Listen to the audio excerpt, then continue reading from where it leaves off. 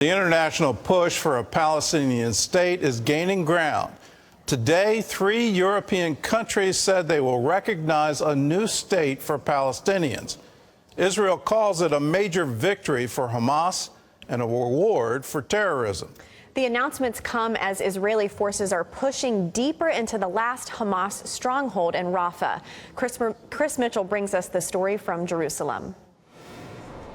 Today, Ireland, Spain, and Norway announced they will recognize a state of Palestine. Each of us will now undertake whatever national steps are necessary to give effect to that decision. In the lead up to today's announcement, I've spoken with a number of other leaders and counterparts, and I'm confident that further countries will join us in taking this important step in the coming weeks. Hamas called the decision an important step, while Israeli Foreign Minister Israel Katz said it is giving a prize to Hamas and Iran. And he recalled Israel's ambassadors to Norway and Ireland. The European countries' announcements came after this week's decision by the International Criminal Court to consider arrest warrants for Israeli Prime Minister Benjamin Netanyahu and Defense Minister Yoav Gallant.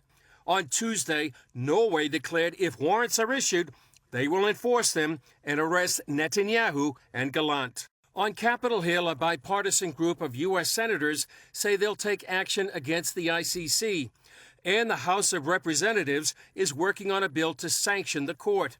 Netanyahu warned that other democracies will be affected and told ABC the ICC prosecutor is pouring gasoline on the global fires of anti-Semitism. Because he is attacking the one and only Jewish state and trying to handcuff us, preventing us from exercising responsibly through the laws of war as we obey them and we are subordinate to them.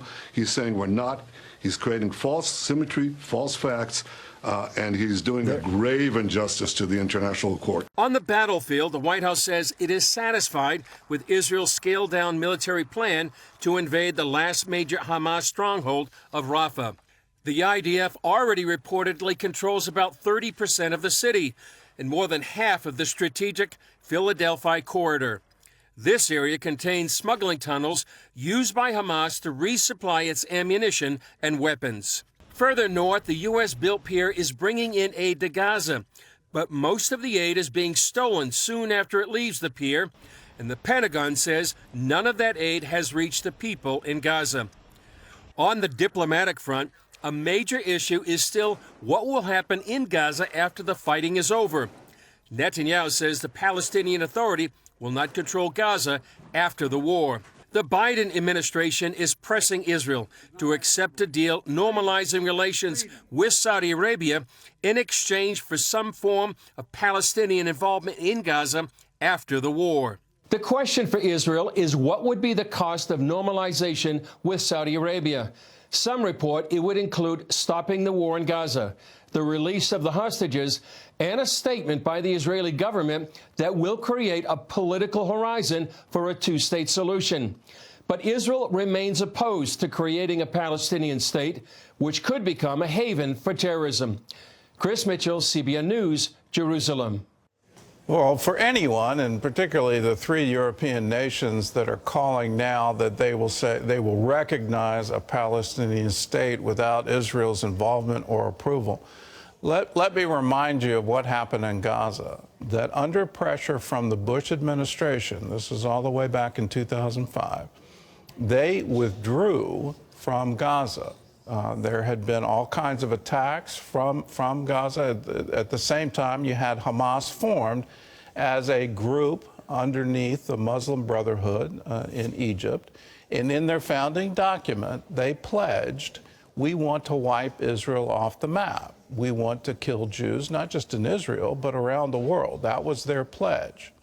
Well, the Bush administration pressured Israel to withdraw, and then they held so-called free and open elections in Gaza.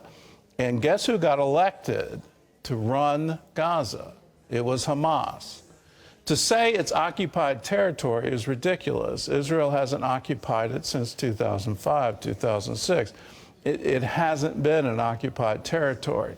When they had complete freedom and control, what did they do? Well, they launched rockets against Israel repeatedly. They planned terror attacks. They built terror tunnels. They tried to fulfill their pledge, which is we want to wipe Israel off the map. How can you recognize that kind of entity? How can you say, as an international community, we support that? We want to reward that. We applaud it. Why in the world would you ever do that? It makes no sense to me to give aid and support to terrorists who are bent on genocide. That's what they've pledged to do. Can we please all wake up and believe them when they say it? Because that is their intent, and that is clearly what they're doing.